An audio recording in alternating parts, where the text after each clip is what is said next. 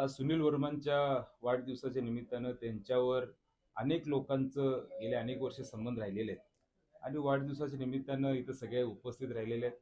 सगळ्यांच्या वतीनं सर्वप्रथम मी सुनील वर्मांना मनापासून वाढदिवसाच्या हार्दिक हार्दिक अशा शुभेच्छा देतो.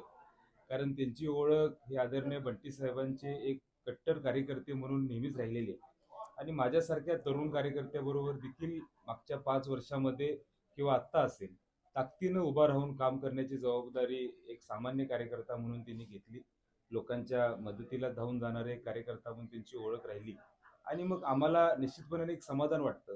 कारण समाजकारणामध्ये राजकारणामध्ये एक चांगल्या हेतूनं काम करणारा कार्यकर्ता, ज्यांनी नेहमीच लोकांचं भलं व्हावं या उद्देशानं काम केलेला कार्यकर्ता, अशी एक ओळख राहिल्यामुळं आम्हाला निश्चितपणे समाधान वाटते.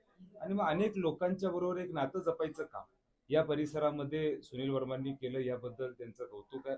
मला निश्चितपणे विश्वास आहे की अजून अनेक काळ हे चांगल्या ह्या कामाच्या माध्यमातून लोकांना मदत करण्यामध्ये नेहमीच त्यांचा पुढाकार राहील अशी अपेक्षा व्यक्त करतो.